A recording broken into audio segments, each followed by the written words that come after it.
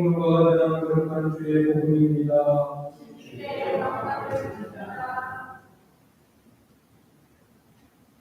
예전에 부자한 사람이 있었는데 그는 화사하고 값진 옷을 입고 날마다 즐겁고 호화로운 생활을 했다. 그 집 대문간에는 사람들이 들여다본 나자로라는 그지가 종기 투성이 공으로 앉아 그 부자의 식탁에서 떨어지는 부스러기로 줄기를 채우려고 했다. 더구나 개들까지 몰려와서 그의 종기가 얼마 뒤에 그 그지는 죽어서 천사들의 인도를 받아 아브라함의 부에 안기게 되었고 부자는 죽어서 땅에 묻히게 되었다. 부자가 죽음의 세계에서 고통을 받다가 눈을 들어보니 멀리 떨어진 곳에 아브라함이 나자로를 품에 안고 있었다. 그래서 그 소리를 질러 아브라함 할아버지 저를 불쌍히 보시고 나자로를 보내어 그 손가락으로 물을 찍어 제 죽게 깨주시오. 저는 그 그곳에서 심한 고통을 받고 싶습니다 하고 해요. 아브라함을 해야 너는 살아있을 동안에 온갖 복을 다 누렸지만 나저는 불행을 당하지 않았다. 그래서 지금 그는 여기에 위안을 받고 너는 거기서 고통을 받는 것이다. 또한 너희와 우리 사이가 큰 구덩이가 있어 가로모여 있어 거기에서 너희에게 건너가래 가지 못하고 거기서 우리에게로 건너오지도 못한다고 대답했다. 그래도 부자는 또 말했다. 그렇다면 할아버지 제발 소리입니다.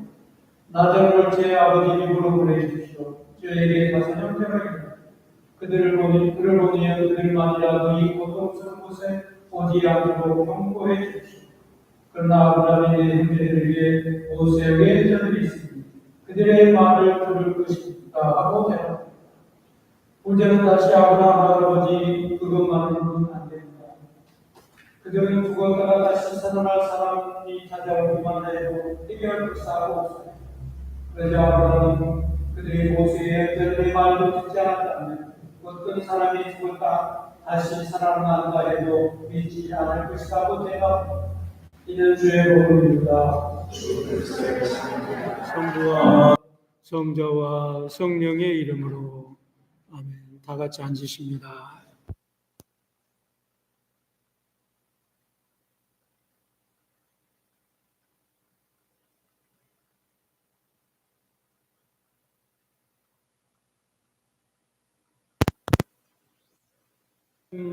들수록 인생이 참 짧다라고 하는 생각을 가지게 됩니다. 우리가 어릴 때는 시간이 느리게 가는 것 같지만 그러나 지금 우리가 살아온 후에 우리의 뒤안길을 돌아보면은 깜짝할 사이에 내 나이에 도착한 것을 우리는 알게 됩니다. 그렇습니다. 그래서 대중가요 가사 중에도 이런 게 있더라고요. 고장난 벽시계는 멈췄는데 저 세월은 고장도 없네 라고 하는 그런 노래 가사가 있습니다. 그렇습니다. 오늘 본문에 주는 교훈은 우리가 짧은 인생에서 영원한 삶이 결정된다라고 하는 것을 분명히 말씀하고 있습니다. 특히 오늘 본문에 보면 부자와 나자로 이야기가 나옵니다. 이 두 사람은 같은 시대에 같은 성문에서 그리고 같은 마을에서 함께 산 사람입니다. 하지만 이 두 사람이 삶의 중심을 어디에 두고 살았느냐는 완전히 달랐습니다. 그래서 오늘 본문에 보니까 죽은 나사로는 죽음 후에 천국을 가게 되어졌고 부자는 지옥에 가게 되어진 것을 우리는 볼 수 있습니다. 그래서 우리는 죽음 너머에 두 길이 분명히 있다라고 하는 것을 우리는 알 수 있습니다. 예수님이 이야기를 통해서 우리에게 해주시는 말씀은 더 늦기 전에 바로 하느님께 돌아오라 라고 하는 그런 의미가 오늘 본문 내용에 담겨져 있습니다. 그렇습니다. 첫 번째로 부자와 거지 나자로는 동시대에 같은 공간을 누리며 살았습니다. 그러나 그들의 삶의 중심은 서로 달랐던 것을 우리는 본문을 통해서 알 수 있습니다. 부자는 매일같이 값비싼 옷을 입고 잔치를 배설하면서 이 세상에 누릴 것을 마음대로 누리면서 살아가게 되어졌습니다. 그래서 성경은 그의 이름이 기록되어 있지 않습니다. 왜일까요? 그는 그가 가진 재물을 가지고 세상에 묻혀서 자신의 영혼을 잃어버린 채 살았기 때문에 그렇습니다. 그는 그가 가진 재산으로 세상적인 방법과 세상적인 생활에 그만 정신이 팔려서 하느님을 보지를 못했던 거예요. 영생을 생각하지 못했던 겁니다. 죽음 이후에를 돌아보지 못했습니다. 다시 말하면 이 세상의 가치에 휩쓸려서 살았던 것입니다. 그러나 반면 라자로는 거지였습니다.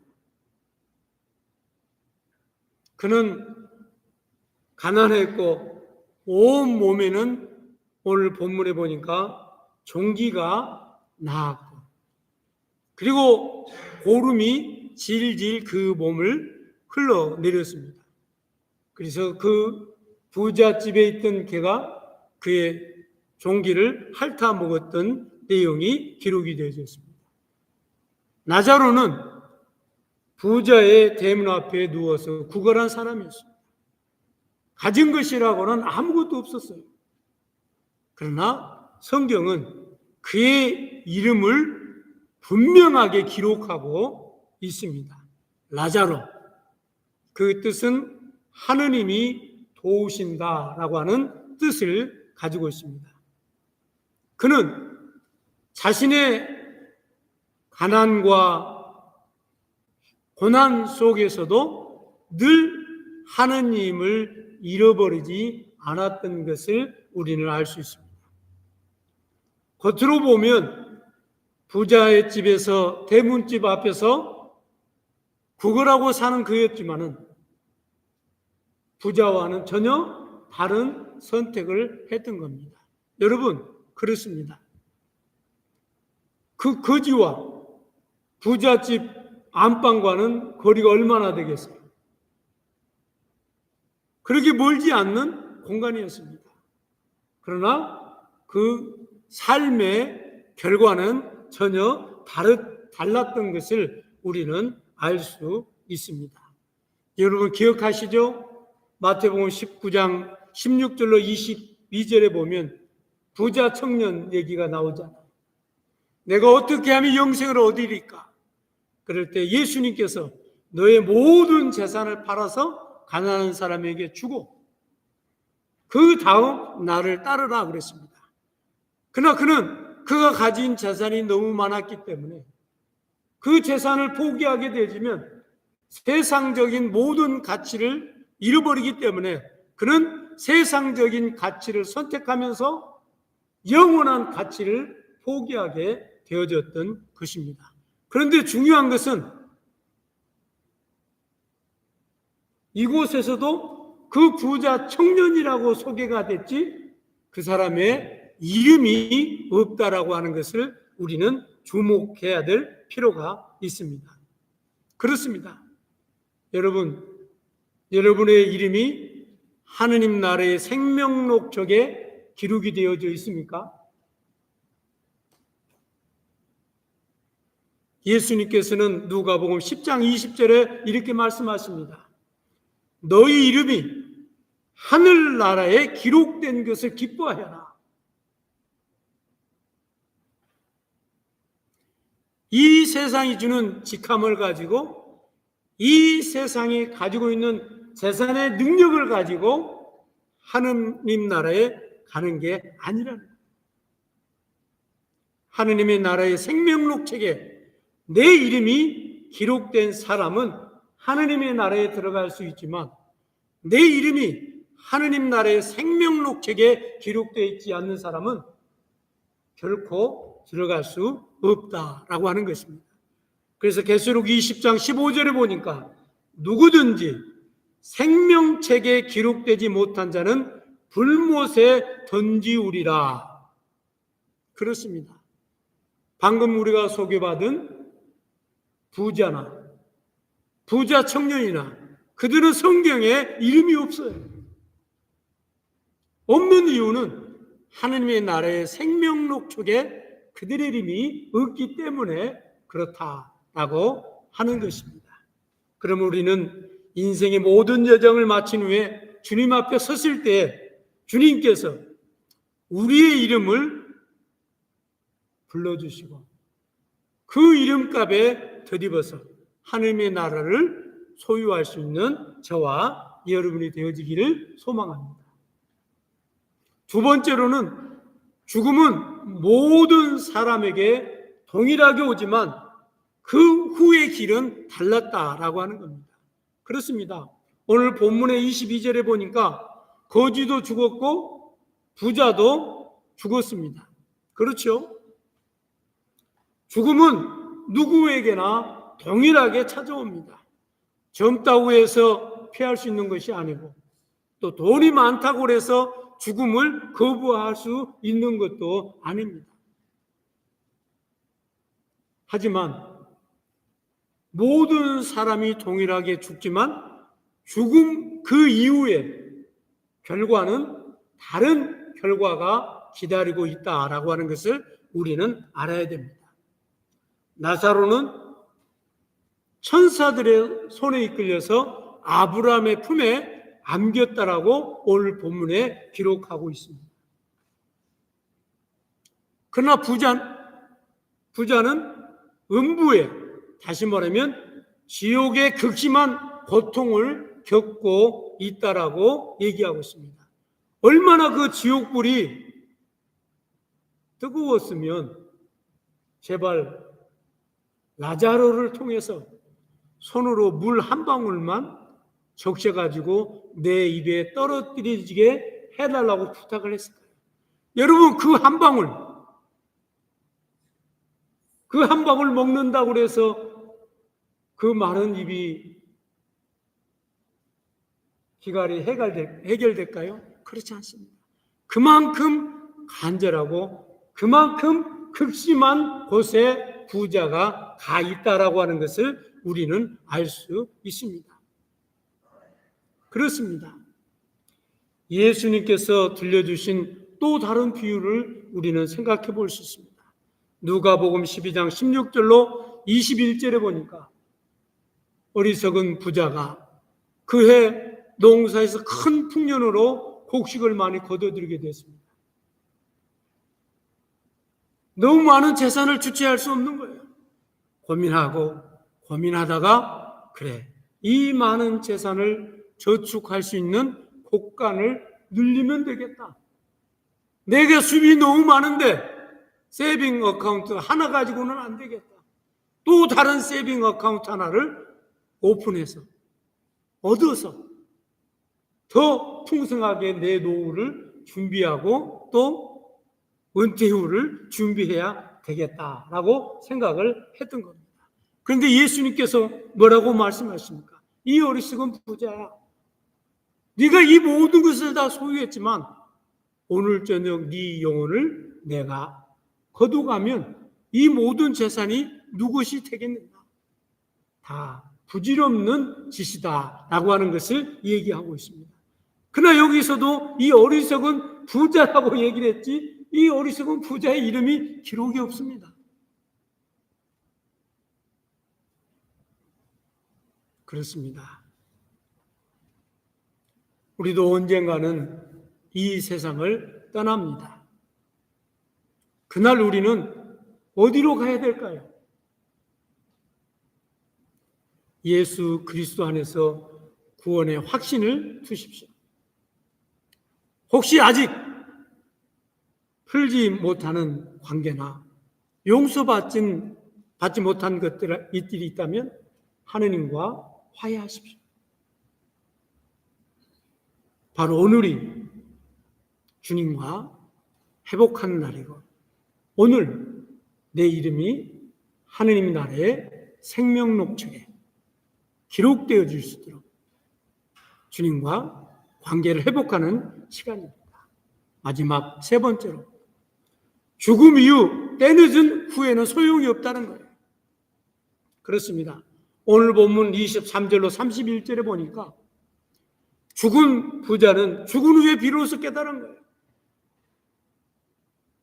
여러분,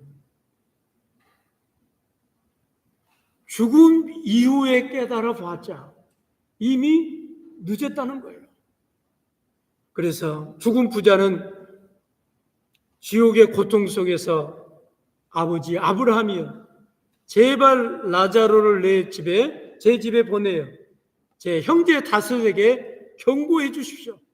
나는 지금 이곳에 와 있지만 우리 형제 다섯은 이곳에 오지 못하도록 제발 라자로를 보내서 그들에게 죽음 이후에 또 다른 세계가 있다고 하는 것을 알게 해 주십시오.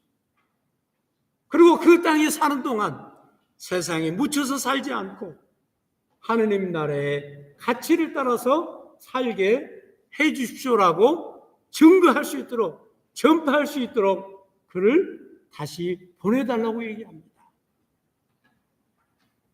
그렇습니다. 죽은 자가 살아나도 그들은 믿지 않을 것이다라고 얘기해 줍니다. 그렇습니다. 지금 살아있는 동안 우리는 얼마나 많은 복음을 맞이하고 있습니까?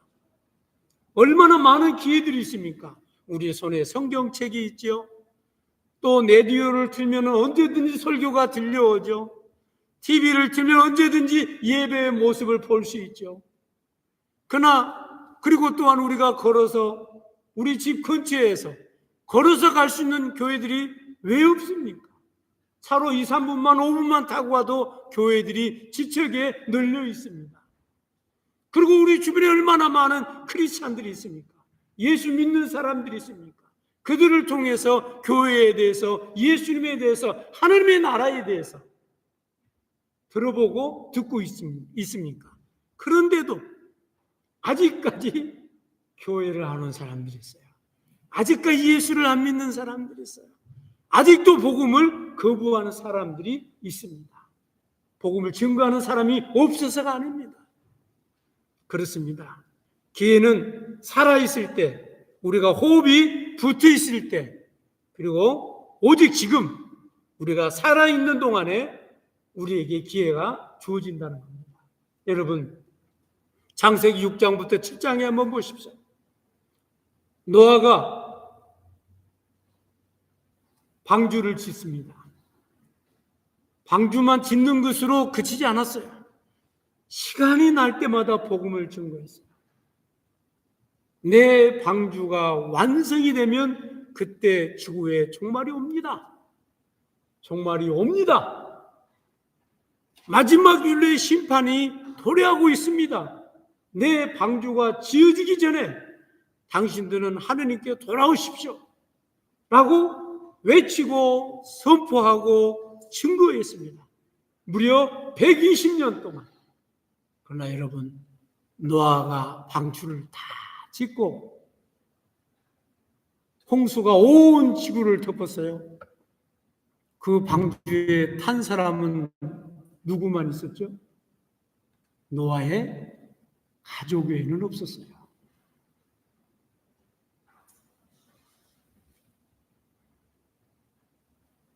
히브리서 9장 27절에 보니까 한 번 죽은 것은 사람에게 정한 것이요 그 후에는 심판이 있으리라 라고 분명히 말씀하고 있습니다.